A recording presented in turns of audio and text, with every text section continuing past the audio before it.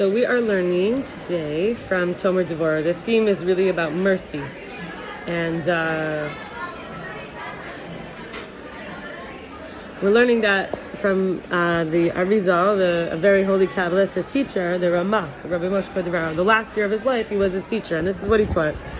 And this is what he taught us in the book Tomer Devorah. And we start by this premise that we have to be like God, not just structure and image and form, but the likeness, the deeds, the actions. Where do we get this from? It says man was created in the image of God. We just learned Parshas Berachot. So in the image of God, but we have to be like God. But then we learned from Micha, who was a prophet. He said 7:18-20. First I'm gonna read out all of the. He says, "Who's like you, who bears iniquity, who passes over transgression to the remnant of his inheritance? He doesn't hold on to his furry forever, for he is one that desires kindness. He'll again have mercy on us.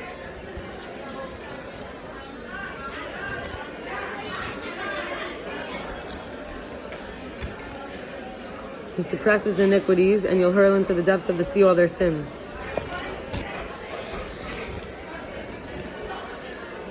You shall give truth to Yaakov, kindness to Abraham, which you swore to our fathers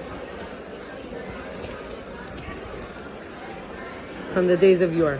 So he goes through each of these, Rabbi Moshe cordovero, and he tells us we can learn something from them on how to be merciful to everybody else, the way Hashem is merciful. But first let's learn about Hashem, because in our relationship, may it be that we learn how to relate in a merciful way. So who is a power like you? This is teaching us tolerance. Hashem is like the king who is insulted. He tolerates inconceivable things.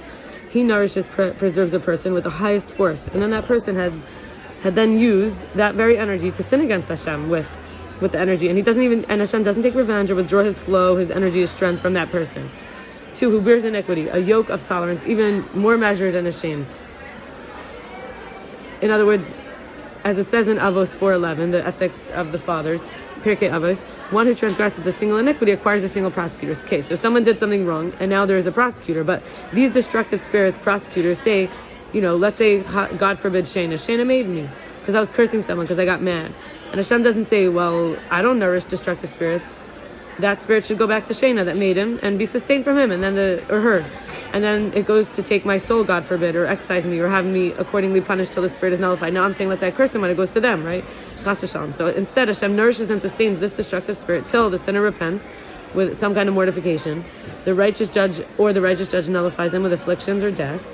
Or C, he goes to Gehenna, which is hell, and pays his debt there. So Hashem has great tolerance to sustain the sinner's created evil creature till he repents. So we can learn from this even beyond what we're capable of till now. 3, passes over transgression. Forgiveness. Someone broke a glass, so they're making it into a celebration. Because at a wedding they do that. So may that be the only thing that breaks, they say. And cleanses other sins. Forgiveness. He cleanses other sins. He does not say, should I fix what that person destroyed or sinned? Rather, Hashem doesn't fix the twisted. Instead, he washes the filth, and from here, a person will be ashamed to sin again, because the king himself washes the dirt off his clothes. And number 4.